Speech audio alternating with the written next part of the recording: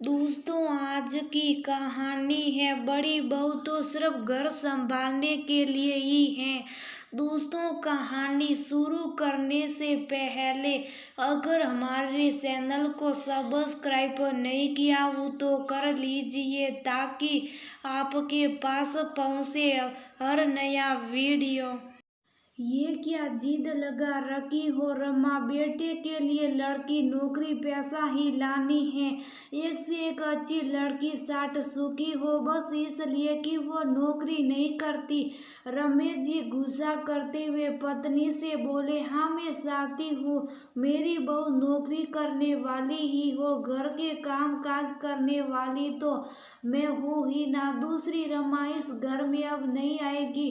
कान खोलकर सुन लीजिए, तेज आवाज में रमा जी बोली, पता नहीं क्या हो गया है इसको, जब से निकुंज की शादी की बात क्या चली है जिद पकड़ कर बैठ गई है। भुनाते हुए रमेश जी कमरे से निकल बैठक में आ गई और सिर पर सटाकर रख, पहले ही पता था ये ऐसे ही करेगी, बेटा बेटी दोनों को नौकरी करवाने की पड़ी है।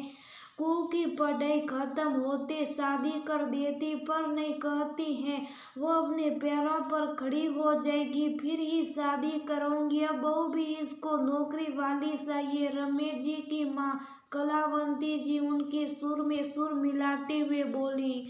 तब तक ऑफिस से निकुंज भी आ गया। बेटा कुछ लड़कियों की तस्वीरें आई हैं, माँ के पास से जाकर देख ले। रमेश जी बेटे से बोले, अच्छा सुन ये बता तुमने ही कहा है क्या नौकरी वाली लड़की चाहिए। रमेश जी निकुंज को रोकते हुए पूछे, हम दोनों ही यही चाहते हैं पापा, माँ ने कुछ सोचकर ही फैसला लिया होगा, ये बात आप दोनों से बेहतर कौन जानता होगा। कल निकुंज रमा जी के पास चला गया। रमा जी तस्वीरें देख रही थी, निकुंज को देखते ही बोल पड़ी, कितना अच्छा होता तू अपनी पसंद की लड़की बता देता, मैं तुम्हारे हिसाब से कैसे देख समझ कर लड़की पसंद करूँ, तू ही बता। माँ हम दोनों भाई बहन को जितना तुम समझती हो उतना कोई नहीं, पापा ने बस पैसे कमा कर देना जाना।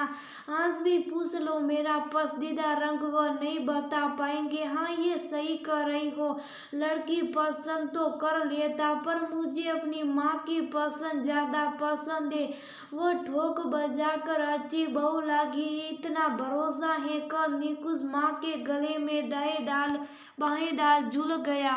सर ज्यादा मस्करी मत कर, ये देख ये लड़की यहीं पास में नौकरी करती है, भला की खूबसूरत तो नहीं है पर मुझे अच्छी लग रही है, बाकी तू भी देख समझ ले, बाद में माँ को दोष ना देना। रमा जी एक तस्वीर दिखाते हुए बोली, पूरे परिवार की सहमति से राशि घर की बहू बन घर आएगी, नौकरी पैसा राशि। शादी के कुछ दिनों बाद ही ऑफिस जाने लगी। रमा जी बहू के साथ साथ सुबह उठकर उसकी मदद करने लगी, सबका टिफिन नाश्ता बनाकर राशि चली जाती थी। एक दिन कलावंती जी रमा को रसोई में दोपहर का खाना बनाते देखकर बोली, ये देखो अब बहू आ गई है तो भी रसोई की चाकरी कर रही है, अरे बैठ कर आराम करती, पर नहीं इसको तो नौकरी वाली बहू ही लानी थी, हमें क्या करो काम। सच का माँ जी मैं अभी भी कहती हूँ मैं बहुत खुश हूँ, मेरी बहू नौकरी करती है, क्यों आपको खुशी नहीं हो रही। मुझे आज भी याद है जब मैं ब्याह कर आई थी, आगे बढ़कर नौकर करना सही तो आपने सिरे से खारिज कर दिया, ननन को भी नौकरी करने दिया। उसके बाद जब देवर जी नौकरी वाली देवरानी लेकर आए तो आप पूरे मोहल्ले में उसकी चर्चा करती फिरती थी और मेरी बुराई करती रहती थी। वैसे नौकरी करने वाली देवरानी को आपका साथ तब तक ही भाया जब उसको जरूरत पड़ी, फिर काहे नहीं आपको साथ रख सकी। मैं मन महसूस कर रह गई थी, मुझे नौकरी नहीं करने दिया गया, पर मेरी बेटी और बहू नौकरी करे ये साथ मेरे मन में यूं ही नहीं आई। आज समय बदल गया है, लड़कियों भी लड़कों के बराबर पढ़ाई कर रही हैं, वह भी नौकरी करने के धैर्य से ही पढ़ाई कर रही हैं। मैं अगर बिना नौकरी वाली लड़की लेकर आती, बाद में उसका मन नौकरी करने को करता, तो क्या पता आप लोग उसे नौकरी ना करने देती, फिर वह भी मेरी तरह मन ही मन घूरती रहती। इसलिए अच्छा यही था, जो पहले से नौकरी कर रही हो उसे बहू बना कर लाऊं।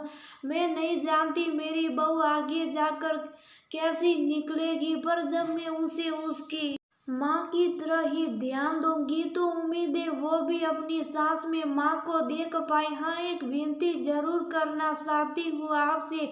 मुझे तो जिंदगी भर खूब ताने दिए आपने, मेरी बहू को कभी मत दीजिएगा। माँ जी, इज्जत तभी मिलती है जब आप दूसरों की इज्जत करें। काम करते करते रमा कहती गई। कलावंती जी बहू के मुंह से सब सुनकर जड़ सी हो गई। शशि तो कह रही है रमा बड़ी बहू घर संभालने के लिए है, यही कहकर तो उसकी साथ कभी पूरी नहीं करने दी। शायद इसी वजह से वह अपनी बेटी को भी तभी ब्याहना चाहती हैं जब वह नौकरी करने लगे। और आजकल पहले से समय भी तो नहीं रहा, लड़कियां अपनी साथ दबाकर नहीं खुलकर पूरा करने में लगी हैं।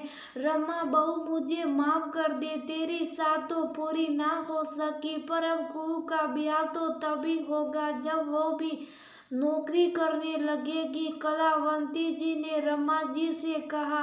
रमा जी की साथ तो अधूरी रह गई थी, पर वह समझती थी कि आज के समय में लड़कियां घर बैठ कर रहना ज्यादा पसंद नहीं करती, और फिर नौकरी कर अपने पैरों पर खड़ी और ज्यादा मजबूत बन जाती हैं, जो वह अपनी बेटी और बहू में चाहती थी।